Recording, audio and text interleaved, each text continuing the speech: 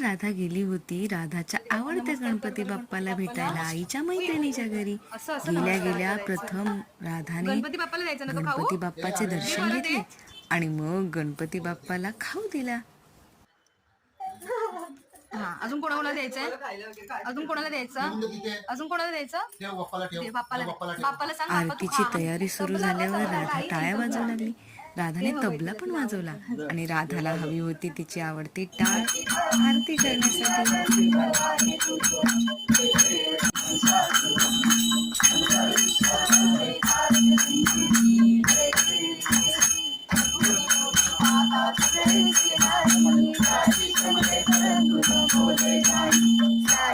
राधाने गणपती बाप्पाची आरती ओवाळली आणि मग थोडेसे फोटोग्राफ्स काढून आई बाबासोबत आणि मावशीसोबत निघालो.